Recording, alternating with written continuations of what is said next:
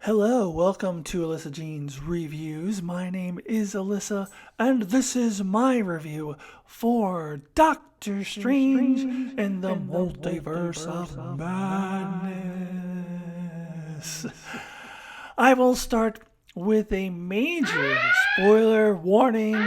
I am going to dive right into spoilers, so if you have not seen this film, then you do not want to watch this video until which time you have seen the film, lest you be spoiled. So I'm going to start with an overview, and then I'm going to go through the character beats, the character stories. So my overview, and by the way, you have been warned, spoilers. So my overview for this film is that I really enjoyed this film quite a lot. I have some minor nitpicks, minor complaints. There's one thing in particular I wish they would have done a little bit better, but overall it didn't hurt the quality of the film that much to me, and I just found myself really thoroughly enjoying every minute of my experience watching this film in the theater. So some of the things to talk about, the first thing that comes to mind obviously is the visual effects. Very stunning. We've already seen that a little bit in the trailers, especially the part with Doctor Strange and America Chavez going through all the different universes, and we get a taste of that in the trailers, but we see a lot more of that in the film itself. And of course the scene toward the end when they're in that little room and they're kind of floating in that world between worlds place, I forget what they call that. Very cool stuff. But for me, the most underrated part of this film is the character stories. That's really where it's at for me. I'll get into more detail on that a little bit later, but needless to say, I really love Doctor Strange character arc in this film. I actually didn't mind Wanda's character arc. I think she had a very powerful ending to her story. I know that's one that people are iffy on. And America Chavez had a very subtle but very powerful ending to her character arc. And I'll get into that in a little bit later on in this review. So, of course, this film is known for the horror aspects. If you've heard anyone talk about this film, you've heard about the horror and the Sam Raimi-ness of it all. And it really works for me in this film. Honestly, I think the only things that bother me is maybe a little bit too much of the killing, especially when it comes to Wanda. I think she goes a little bit too far, but I'll talk about that when I talk about her character in this film. But I freaking love the ending with the zombie Strange and how he takes control of all those creepy demons and uses them to fly. I thought that was freaking cool. So a lot of the horror aspects of this film really work for me, and I'm not a horror fan at all, but I think it really worked for this film. But of course, most of all, I like this film because I just really enjoy multiverse stories. If you know anything about my channel, you may have heard me talk about, particularly in my Star Trek reviews, how I've always loved parallel universe stories ever since I first saw the episode Mirror Mirror from the original series back when I was a little kid. I love parallel universe stories, I love multiverse stories, and I love when they are done well. This is like actually the perfect kind of multiversal storytelling, and I know that some people were hoping for more universes, more multiverse hopping, but I actually like that we were only in, I guess, 3 different universes, so that we can focus in on one at a time and spend a lot of time there and get to know the characters there, rather than just jumping around from universe to universe, just to probably have all these other cameos. So you can have all these different cameos. You can have Wolverine pop up and Tom Cruise's Iron Man pop up randomly and all these random things. And I'm glad they didn't do that. I much prefer this. This is a much better way of storytelling. So I really liked all of that. Also love this idea of dream walking and the fact that your dreams are windows into parallel universes. This, of course, is a theory in real life that I've heard. It's not a theory, I don't think, based on any science. I think it's more of a, just an idea that people have could be a possible thing. And I've thought about that a lot. Sometimes I have had dreams where it seems like my life is just slightly different and things are looking slightly different. I'm like, what if that was a parallel universe? So I have always been fascinated by that idea. However, I don't know if it was a great idea for them to flat out state all dreams are windows into parallel universes. I think it's better just to say some dreams are, because now they're stuck. Anytime in the past or the future that the MCU has a dream or mentions a dream from any character, then we have to assume that that's a window into the multiverse. There was actually a scene in I think it was in Endgame or Infinity War, where Tony, it would have to have been Infinity War, where Tony talks to Pepper about having had a dream where they have a kid named Morgan, and that probably was a window into the parallel universe, and it makes me think that they had actually already planned this idea when they had that scene. So that's very cool. But I don't know what other times we've seen characters having dreams in the MCU, but if we go back and look, I don't know if they're all necessarily going to be parallel universes. So I kind of wish they just said some dreams are, not all dreams. All dreams is a little, yeah, I don't know, might be a little much, but I do really, really love that idea. Okay, so that's my overview. Great film. Let's go ahead and get into the characters, starting with Doctor Strange. So let's talk about Doctor Stephen Strange and the journey he takes in this film. I feel that Doctor Strange had a very strong character journey throughout this film. So he's actually dealing with two separate but very related conflicts here. The first one is that Doctor Strange has this need to always be the one holding the knife, as a couple different variants of Christine say in this movie, which means that he has to be the one that saves everyone. And in the multiverse, this leads various variants of Doctor Strange to go to the Darkhold to meet that need, to be the one to save everyone. He turns to the Darkhold, and we've seen some of the consequences of that, usually pretty dire consequences. And that's why the Illuminati didn't trust any variant of Doctor Strange, because all of them, as far as they knew, had that tendency. They always wanted to be the one to hold the knife, as Christine says, and that led to them turning to the Darkhold, and that leads to no good things. Also, this need to be the one always holding the knife is also the reason why Ponytail Strange in the beginning of the film has to try to take America Chavez power for himself. He says, well, you can't control it, but I can, because he's got to take matters into his own hand and is willing to kill her to do that. So this is something Stephen is dealing with all throughout the film, but the turning point, the defining moment for him in this film is at the end when he chooses not to kill America Chavez, but instead he trusts her to be the one to save the day. He puts his trust in another person and doesn't have to take her power away and kill her.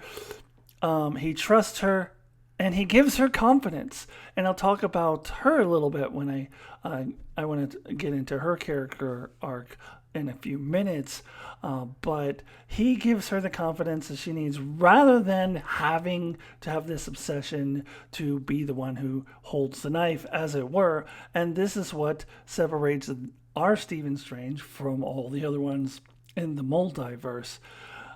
So the second part of his character arc that is very important, that is kind of related to this, but I would parse it out as something different, is this theme of trying to find happiness without Christine. She asked him, are you happy? This comes up a couple times throughout the film, this question, are you happy? And it's a great scene between him and the Sinister Strange at the end, where they have this confrontation where Sinister Strange says he was asked that same question and how blatantly he lied to it. And in his case, that's really what led him to the Darkhold more than anything else, was Christine. And then, of course, we saw in What If, Episode 4, another variant of Doctor Strange, who is not in this film, a totally different a totally different dude who seems to be the only variant of Doctor Strange to actually get to marry Christine, but then she dies. And then so he becomes obsessed and destroys his whole universe, trying to bring her back to life. So our Doctor Strange seems to be the only one, again, who is able to overcome this. And I would say that the big moment for him is at the end, where he gets to have a nice parting with the Christine from, I believe it was World 838, one of the main worlds, the Illuminati world, one of the main worlds that we were in.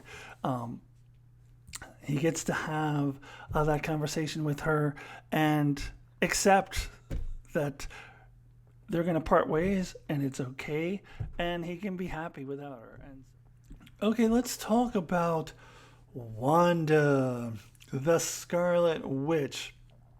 Now, this seems to be a sticking point for a lot of people, complaining about the fact that she's too evil. It kind of undermines her redemptive arc at the end of WandaVision. And what I'll say is, I heard a lot of chatter about Wanda being the main villain in this film, and I was kind of against that idea. For that reason, I wanted to see her continue on her redemptive arc.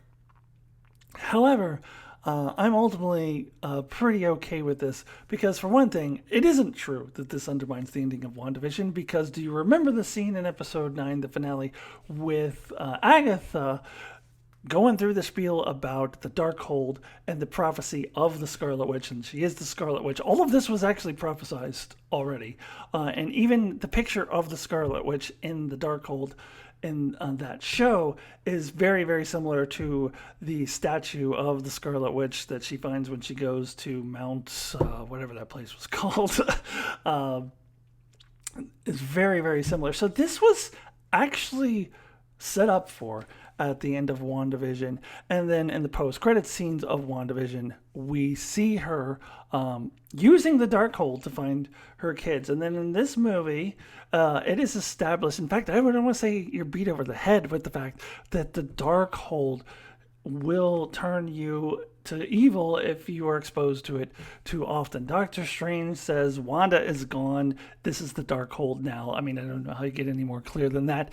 And I also appreciated that they did show us that the Sinister Strange at the end of the film also turned to evil by using the Darkhold too often.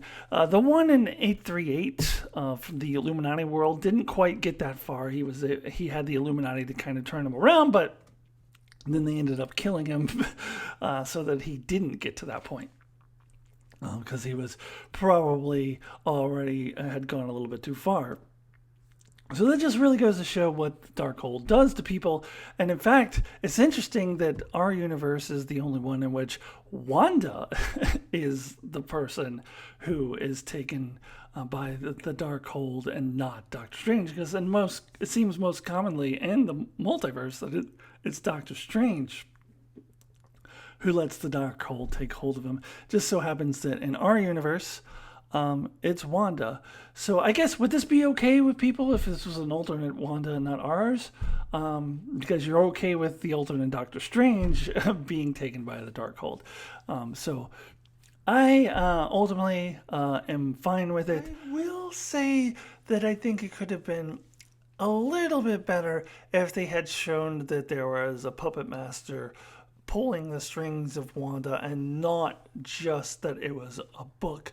So, for example, in the comic books, there is the demon Chthon who is controlling Wanda through the Darkhold, and I would have loved to have seen a post-credit scene that shows that there is this demon, or whoever it might be. They could do Mephisto, or they could do whoever they wanted in the MCU, and show that that is the true villain behind it all, and that he has an ulterior motive. So while Wanda believed that she was doing everything that she did for the sake of her children, really there's the demon Chthon, or whoever it might be in the MCU, who actually is using her for his own sinister ends.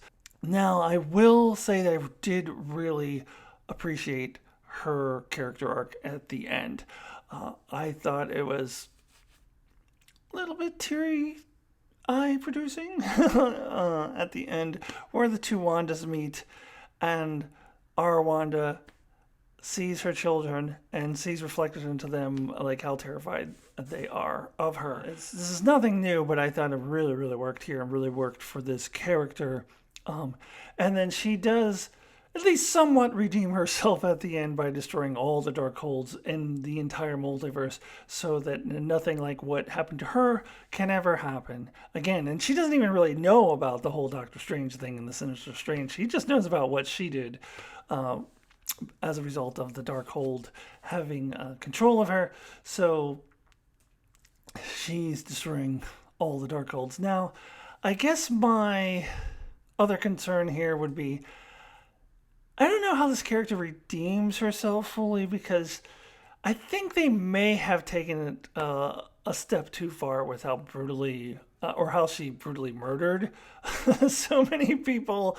Sam Raimi, I think, maybe went a little too Sam Raimi on it.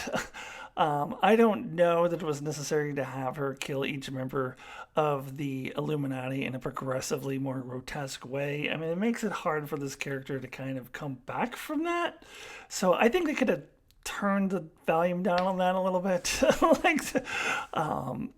She went a little too far. So in that regard, I can see where the complaints are coming from people, but I do think they could have just turned that down a little bit. But overall, I'm still okay with her being evil because she was under the influence of the Darkhold, and that was very well established. And it was established at the end of WandaVision that this was coming. So that part I don't have any problem with, but I think they could have, maybe turned it down just a little bit.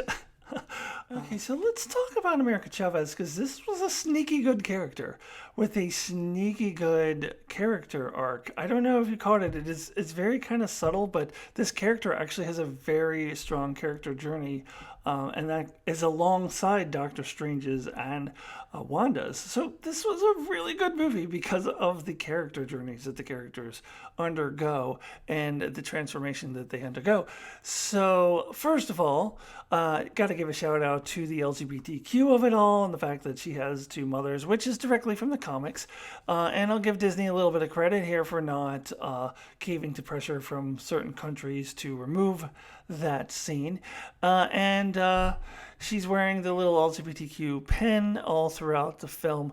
Now, I did a discussion on this film with my brother the other day, and he was telling me that he heard people complaining about that little pin, going, okay, well, it's one thing to have her have two mothers, but that's just a little bit too much to have her have this pin all throughout the movie. Oh, I'm sorry. Is being reminded that LGBTQ people exist a little bit too much for you? Oh, I'm sorry. So we have to deal with straight cis people dominating everything all the time. So you can't handle a little fucking pen for a movie? Get the fuck over yourself. Okay, had to get that out of my system. Sorry. Seriously, a little pen. I barely even noticed it. Give me a break. Anyways, let's get into the actual character journey of this character, because her character journey is that she does not believe in herself. And she's terrified all throughout this film, and she has no confidence in herself at all. And even at the end, she accepts the fact that Doctor Strange should kill her and take her power because he's more capable of it than she is. And he says, no, that's not what's happening here. And instead, what he does is instills the confidence in her to take control of the situation. So yeah, Doctor Strange is still aiding her in this, but he is it's kind of a mentor-mentee relationship all throughout this film. So that's very appropriate for him to be the one who kind of gives her that push. But then she takes it on her own to come up with an idea that Doctor Strange wouldn't have been able to come up with, I don't think, because it involved her recognizing that she can't win. She says to Wanda, I'll never be able to defeat you, so I'm going to give you what you want. I don't think Doctor Strange is very good at recognizing that he's not going to be able to win. So she did something that he can't do. So this is a very strong character development for her. And she gets it right. She does the perfect thing. She shows Wanda her kids, and it works. So what a great character journey for this character, and she's kind of a third tier character, so it kind of goes under the radar, but it works really, really well. And I love this character, and I love the idea of a character whose power is to travel through the multiverse. And I'm sure we will be seeing her again, and I'm really, really looking forward to that.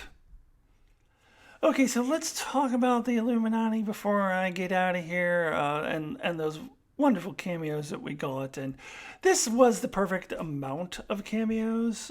As I alluded to earlier, I didn't want Doctor Strange to just jump from universe to universe to universe and just have cameo here, cameo there, cameo here. Oh, look at this. Oh, look at that. Isn't that cool? Isn't that cool?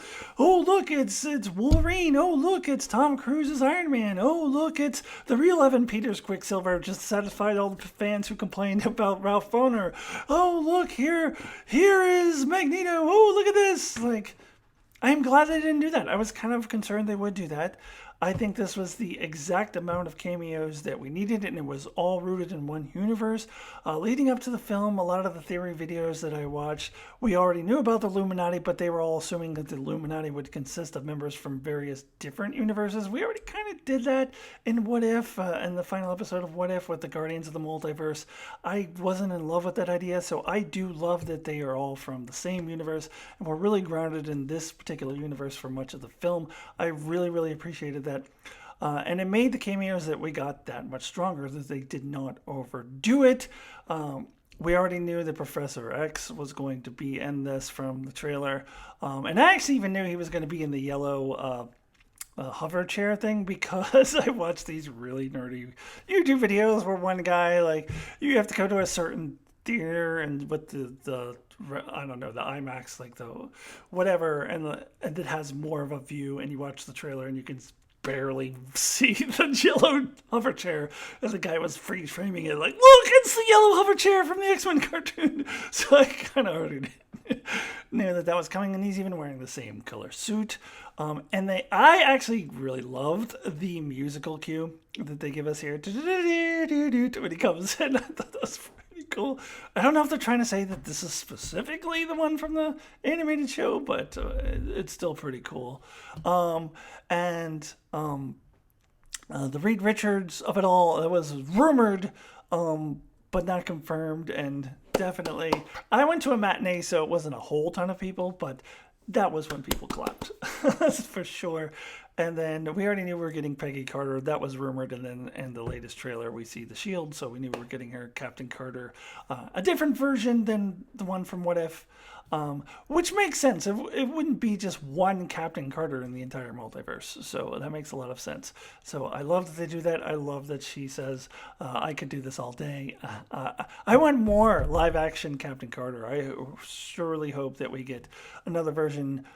If not the one from What If in live action, maybe another version. There's probably multiple versions of her throughout the entire multiverse, so I want to see more of this character. I love this character in What If. I really do.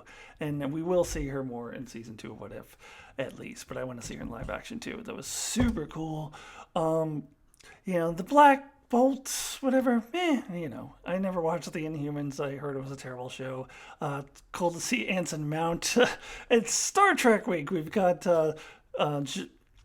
Patrick Stewart and Anson Mount both ending and starting Star Trek shows this week, so they were in the spotlight for that, and then also appearing in Doctor Strange in the Multiverse of Madness. In fact, one of the commenters in the live discussion that my brother and I did pointed out that Anson Mount had a very strange week because he was in Strange New Worlds and Doctor Strange. Anyways, all of that was very, very cool. My complaint about the Illuminati is actually the same exact complaint that I lodged in my Moon Knight review. I can't believe they did the same thing in this movie that they did in Moon Knight, whereas in Moon Knight it was Osiris and the Egyptian gods, and as I said in that review, that they were just very obtuse. and just completely, not even considering for a second that Arthur Harrow could actually maybe be trying to call back Amit, and was just like, no, it's you, and we're only worried about you, Khonshu, and you, Mark Spector. We're not going to think for 1 second about whether Arthur Harrow is really actually guilty. And they do this same thing here with the Illuminati. And yes, I get that they don't trust Doctor Strange because they have seen in a lot of the universes in the multiverse, Doctor Strange does turn to the Darkhold, and they know that happened with their own Doctor Strange. So I get that. And Doctor Strange also makes a good point about Mordo and how he's just probably jealous of him and all of that stuff. That's probably all true. But there is absolutely no reason for them to completely dismiss the threat of Wanda. They can both be concerned about Doctor Strange and Wanda simultaneously. There's no reason why they couldn't do that. But Captain Marvel is just like, hey, Wanda, we got her taken care of. And Reed Richards is like, I thought Reed Richards was the smartest man on Earth. That's what he's always known as. Not so smart, just completely dismissing Wanda, like, whatever. And they get obliterated instantly, like she destroys them in really grotesque ways. Instantly, they didn't have a chance. It wasn't even close. She dominated them. And it was the same thing that happened in Moon Knight, where the Egyptian gods just get dominated by Amit. And that's what happens here. And the way that they were just so dismissive, like, we don't care about Wanda. Fuck Wanda. Wanda's fine. We'll take care of her easily. And they get destroyed! Obliterated! That irks me. It really bugs me. That's probably the one thing in this film, my biggest nitpick of this movie that kind of bothered me the most. But all in all, that's actually a pretty small thing. Overall, I love this film for the way that it handled the multiverse and the very, very strong character journeys that it has. All right, we have reached the end, and now is the time when I give my rating out of 10 to this film. So 1 would be the lowest possible score, 10 would be the highest possible score, and my rating out of 10 for Doctor Strange in the Multiverse of Madness is a 9. Definitely would be at least somewhere in my top 10 of MCU films. I would have to really look at it and think about it. I don't know if it's top 5, but it's top 10. Certainly one of the better MCU films. I personally still prefer Spider-Man No Way Home just because I'm a Spider-Man fangirl and absolutely fucking love Tom Holland, love Zendaya, and all that. You watch my Spider-Man No Way Home review. But so it's the second best film in Phase 4 for me, but absolutely fucking loved it. For all the reasons I've already stated, the character journeys, the multiversal stuff, really, really good. And the faults of the film don't hold it back too much. They hold it back from getting a 10, but they don't hold it back from getting any less than a 9. Okay, everyone, thank you so much for joining me. Please check out my Moon Knight review if you have not already. Please subscribe, hit that like button, hit the bell for notifications, do all of that good stuff, and I will see you really soon. Goodbye.